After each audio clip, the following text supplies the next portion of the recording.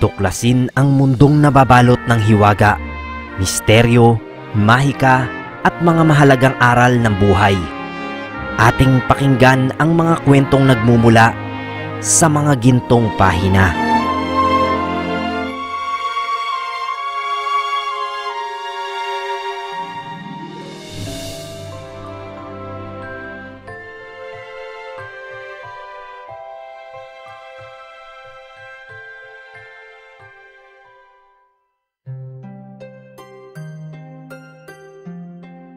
Bata pa lamang si Lyra nang ibigay sa kanya ng kanyang ama ang ilang hibla ng mahabang ginintuang buhok. 1 metro ang haba noon at nakatali ng abaka. Nakatirintas yun at nagsilbi niyang kwintas. 4 na taong gulang siya nang mawala ang kanyang ama. Sundalo ito at hindi na nakabalik matapos ang isang misyon sa dulo ng bansa. Ang sabi ay baka napatay ito ng mga rebelde.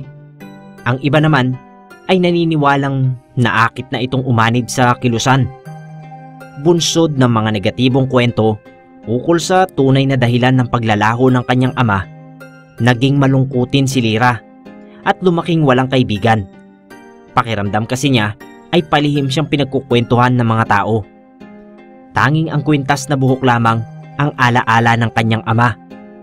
Kaya naman kahit na anong mangyari ay hindi niya inihihiwalay sa sarili.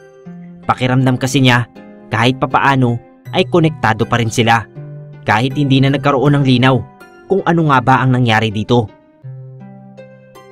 Dalagita na si Lyra at nasa unang baitang ng sekundarya nang malaman niya ang tunay na silbi ng regalong yon ng kanyang ama. Isang hapon yon, pauwi na siya sa kanilang bahay nang isang grupo ng mga kalalakihan ang humarang sa kanya at pilit siyang pinasasakay sa tricycle. Pilit siyang humingi ng tulong. Takot na takot si Lyra, kaya naman tumakbo siya ng matulin. Hindi niya inakala na kaya niyang tumakbo ng napakabilis sa kanyang tanang buhay. Hindi rin niya alam kung saang direksyon siya pupunta. Huminto lamang siya nang nasa kawayanan na siya sa likod ng kanilang bahay. Namangha pa ang dalagita nang makita ang napakaraming alitaptap na umiikot sa mga kawayan. Nag-aagaw na noon ang dilim at liwanag, kaya nakikita na niya ang kutitap ng mga munting insekto. Bigla ay yumuko ang mga kawayan at tila bumuo ng isang arko. Walang ano-ano'y may narinig siyang mga yabag na tila galing sa isang kabayo. Kamuntik na siyang mapasigaw nang makita ang isang napakalaki at itim na kabayo na papalapit sa kanya. Maskulado yun at napakakintab. Naniningkit ang maitim noong mga mata at umuusok ang ilong. "Kamusta, Lyra?" Anang kabayo. Doon na siya tuluyang napasigaw. Ngunit kaagad din siyang tumigil nang mag-anyong tao ang kabayo. Bigla ay naging isa itong lalaki na may kulot at mahabang buhok. Nakabahag ito. Maraming tato sa buong katawan at may mga tela na nakatali sa noo. Nakakahawig ito ng mga nakikita niyang ilustrasyon sa libro ng mga katutubong dato noong unang panahon. Noon ay pinaliwanag nito na isa pala itong kawal sa kaharian ng mga tikbalang. Ang gintong buhok na kwintas niya ay ito pala ang nagmamay-ari. Nakuha raw iyon ng kanyang ama nang minsang makatulog ito sa gubat at natsyempohan ng tatay ni Lyra. Ang buhok daw na yon ay sagrado para sa mga tikbalang. Kung sino man ang makakakuha noon ay magsisilbing Panginoon ng mga ito. Noong umpisa raw ay nagalit ito sa kanyang tatay dahil nawalan ito ng kalayaan. Ngunit nang naglaon ay nakita nitong mabuting tao naman pala ang kanyang ama. Tinatawag lamang daw ito kapag nasa gipitan ng digmaan. "Nakasama mo sa gera ang tatay ko?" tanong niya. Umaasang alam ng tikbalang kung ano nga ang nangyari sa kanyang ama. "Oo, napakatapang niya. Tinatawag niya lamang ako kapag wala na siyang ibang pagpipilian." "Nasaan si tatay? Alam mo ba kung nasaan siya? Anong nangyari sa kanya? Buhay pa ba siya? Sumali ba talaga siya sa kilusan? Ano?" Sunod-sunod na tanong ni Lyra. Ngunit umiling ang engkanto. "Patawad, ngunit nang ibigay niya sa iyo ang aking gintong buhok, ikaw na ang aking Panginoon. Hindi na niya ako natatawag. Ikaw na ang aking binabantayan at pinoprotektahan at hindi na siya. Nakadama siya ng lungkot, ngunit kahit papaano ay nagkaroon ng kapanatagan. Kahit palawala na ang kanyang ama, ay mayroon siyang bantay. Mayroon siyang kaibigan na handang tumulong at pumotekta sa kanya. Nabawasan ang lungkot ni Lyra mula nang makilala niya ang tikbalang. Kapag gusto niyang maglibang-libang, ay tatawagin lamang niya ito at makakatakbo na siya ng napakatulin. Ipinahihiram nito sa kanya ang lakas nito upang magawa niya ang gusto. Kung saan saang lugar siya nakakarating. Nakapaglalakbay siya ng mas mabilis pa sa hangin nang walang nakakakita sa kanya. Minsan ay sumasakay siya sa likod nito at namamasyal sila sa mundo ng mga engkanto. Bagaman laging nasa galaan, ay lagi rin siyang sinasabihan nito na mag-aral maigi. Lagi raw kasing kinukwento ng kanyang ama noon na gusto nitong makapagtapos siya ng pag-aaral. Sinusunod naman niya ito. Naging napakasaya ni Lyra. Ang lahat ng yon ay hindi nalingid sa kaalaman ng kanyang ina. Ngunit masaya naman ito sa naging pagbabago ng anak. Kaya hindi na lamang niya yon binigyang pansin. Subalit hindi ang mga kapitbahay at kaklase na kasing edad lamang nito. Ipinagtaka ng mga bata na lagi na lamang mag-isa si Lyra, ngunit napakamasayahin nito. Kakaiba rin ang ilang kagamitan niya na nakikita nila. Napakaganda at hindi nabibili sa kung saan-saan. Kaya isang beses ay sinubukan ng mga ito na alamin ang sikreto ni Lyra. Palihim na sinundan ng mga ito ang dalagita hanggang sa makitang tila may kausap na hindi naman nila nakikita. Nababaliw na yata si Lyra, anang isang kaklasing lalaki. Ano pa nga ba? Naku, wag na talaga natin kausapin yan, sabi naman ng isa pa. Isang hapon ay inabutan ni Lyra ang ilang bisita sa kanilang bahay at ang umiiyak niyang ina. Nagtaka siya, ngunit hindi na nag-usisa. Nang makaalis ang mga bisita, ay tsaka lamang sinabi ng nanay niya ang sadya ng mga ito. Mga kawani raw ng gobyerno ang mga yon.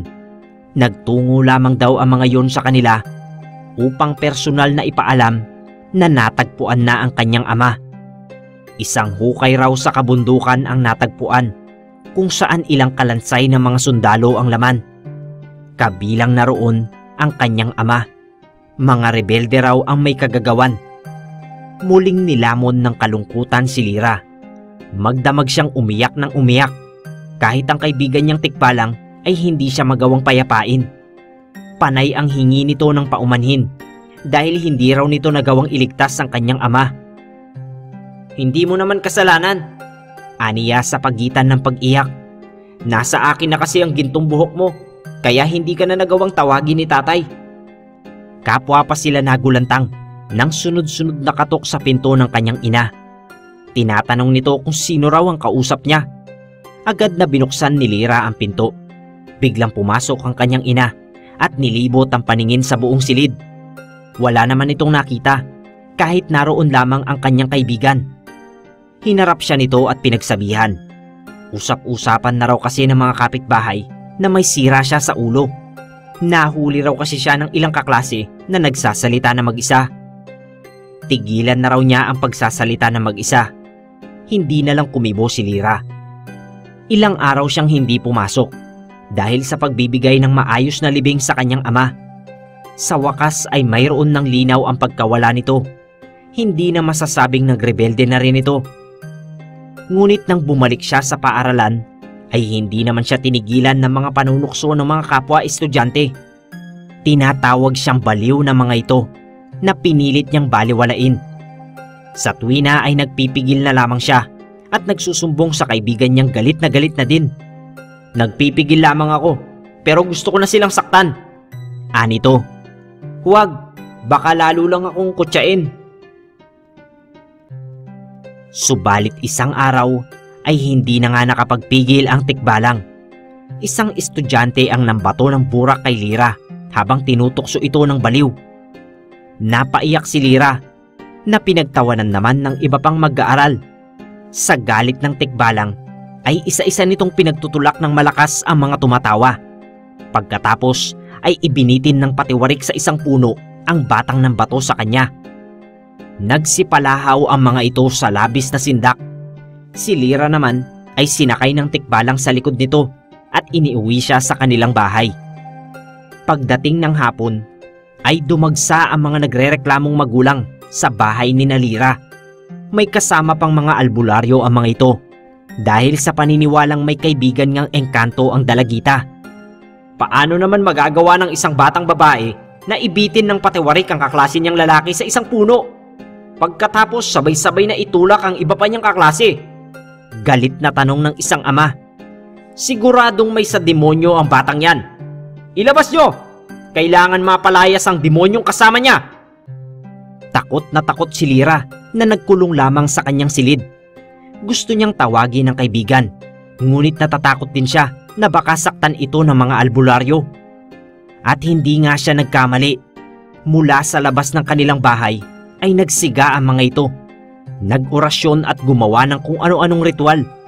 May nagpapagpag ng dahon-dahon at may mga nagpapahagupit ng latigo. Tila tinatawag ang kaibigan niya. Bigla nga ay narinig niya ang mga halinghing ng isang kabayo. Sumulpot sa kanyang silid ang tikbalang. Sugatan ito at hinang-hina. Napaiyak siya sa habag sa kaibigang wala namang ginawa kundi ang protektahan siya laban sa mga nang-aapi sa kanya. Dinaluhan niya ito.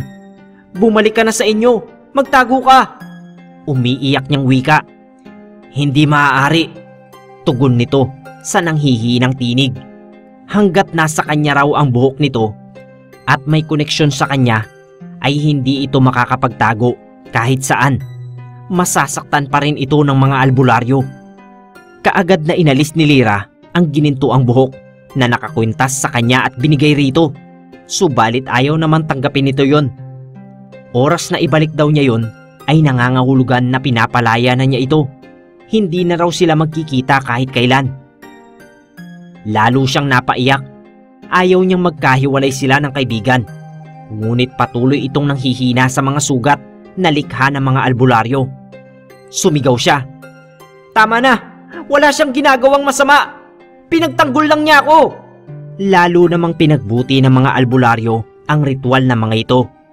Desididong mapalayas ang tikbalang na halos mamatay na nga sa hirap. Hindi hahayaan ni Lyra na mamatay ang kanyang kaibigan. Masakit man para sa kanya na mawalan muli ng isang mahal sa buhay, gaya ng kanyang ama, ay wala na siyang ibang pagpipilian. Mabuti nang hindi sila magkita, pero buhay naman ito, kaysa manatili ito sa kanyang tabi hanggang tuluyang mamatay. Isinuot niya sa leeg nito ang kwintas na gininto ang buhok. Sige na kaibigan, pinapalaya na kita. Umiiyak niyang wika. Kaagad na naghilom ang mga sugat ng tikbalang. Pagkatapos ay naglaho na ito. Napahagulgol na lamang si Lyra. Ilang taon na ang nakakaraan mula nang huling makita ni Lyra ang tikbalang. Hindi na niya alam kung ano ang nangyari dito. Basta ang alam niya ay nailigtas niya ito nang isauli niya ang gintong buhok. Pinilit niyang magpakatatag at lumaban ng nag-iisa sa mga pagsubok na dumarating. Nagtapos siya ng pag-aaral gaya ng habilin nito. Nagkaroon din naman siya ng ibang kaibigan paglipas ng panahon. Ngunit mananatiling nasa kanyang puso ang matalik niyang kaibigan. Alam niyang sa tuwing may mga kumukutitap na alitap-tap ay nasa paligid lamang ito.